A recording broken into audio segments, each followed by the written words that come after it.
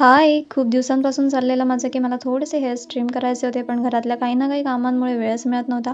असो, आज दिवस आहे सेल्फ पॅम्परिंगचा. सेल्फ पॅम्परिंग करणं खूप इम्पॉर्टंट आहे. जर रोज जमत नसेल, तर आठवड्यातून एकदा तरी आपण स्वतःसाठी वेळ काढणं खूप खूप खूप इम्पॉर्टंट आहे.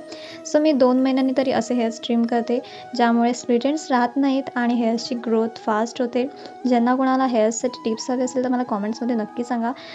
या वर्षामध्ये मी माझ्या हेअर्समध्ये बरेच चेंजेस बघितले आहेत, कारण मी त्यांची केअर करायला लागली आहे. त्यानंतर स्किनसाठी ते मी पॉन्ड्सचं मॉइश्चरायझर आणि डॉट अँड कीची कूलिंग सनस्क्रीन यूज केलेली आहे.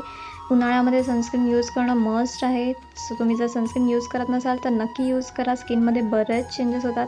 आधी हेअर सिरम अप्लाय केला असेल तर हँडवॉश नक्की करा, कारण की कोणतंही प्रोडक्ट असेल आपल्या हातावर तर आपण आपल्या स्किनवर डायरेक्ट अप्लाय केल्याने काही रिॲक्शन्स होऊ शकतात. त्यानंतर इथे मी देवारा साफ करायला गेले. या देवाऱ्याची व्हिडिओ मी सेपरेटसुद्धा शेअर करेन. मी प्रत्येक देवाला वेगळ्या वेगळ्या प्रकारे स्नान घातली आहे.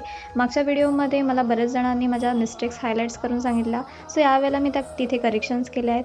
One thing I learn from life is learn from your mistakes. माणूस म्हटलं की चुका करतोच, पण जर समोरचा व्यक्ती आपल्याला आपली चूक दाखवून देत असेल तर त्या चुकीवर काम करणं हे आपलं काम असतं. जर आपल्याला समजतं की आपण चुकतोय आणि आपल्याला ती सुधारायची सुद्धा इच्छा होत नसेल तर प्रॉब्लेम आपल्यामध्ये आहे, समोरच्यामध्ये नाही.